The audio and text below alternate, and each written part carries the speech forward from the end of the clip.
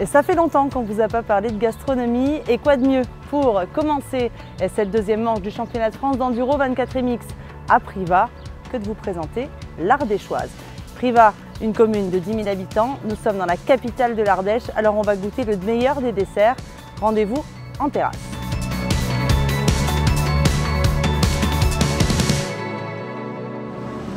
Alors voici une coupe ardéchoise. On retrouve de la glace vanille, mais évidemment de la glace marron, de la crème de marron. C'est fait ici et la chantilly. Et on va se régaler. Après cette petite parenthèse gourmande et glacée, on va s'intéresser bien sûr à ce qui nous a amené ici, l'enduro. Et Christian Mial accueille pour la troisième fois, 2015, 2018 et cette année, le championnat de France d'enduro. Il a pu compter sur ses bénévoles, toute son équipe, pour nous proposer encore une très belle épreuve qu'il va nous présenter tout de suite. Ah oui, je suis content de vous voir, ouais, ça fait plaisir. Et puis on voit, les gens sont là, ils ont...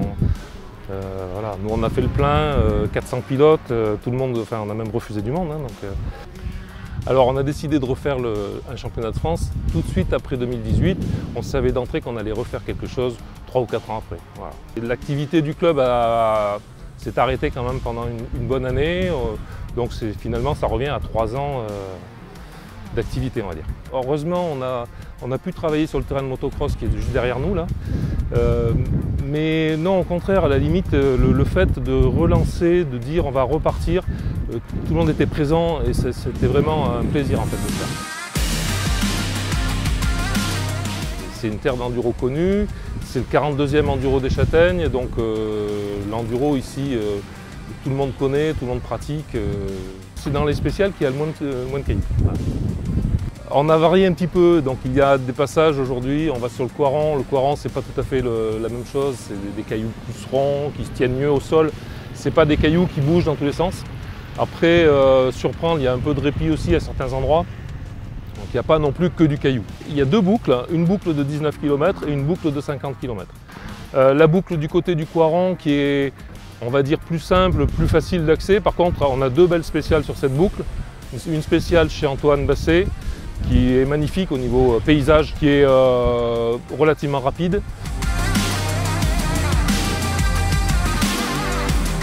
Et puis ici, la spéciale numéro 2, qu'on appellera Extreme Test, qui est déjà beaucoup plus technique, avec un beau dénivelé, une belle descente, voilà, plus technique. Par contre, c'est la difficulté est sur l'autre boucle, avec un CH serré qui sera vraiment intéressant, d'une quinzaine de minutes. Et une spéciale plutôt en herbe, enfin une spéciale traditionnelle à Privas. Alors là, on sera 130 bénévoles par jour. Après, des gens qui sont vraiment hyper actifs au sein du club, c'est une vingtaine de personnes.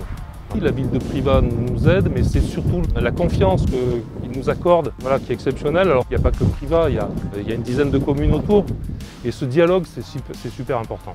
Ce qu'on veut, nous, c'est s'amuser. Et puis bon, si on peut faire une belle manifestation, c'est super.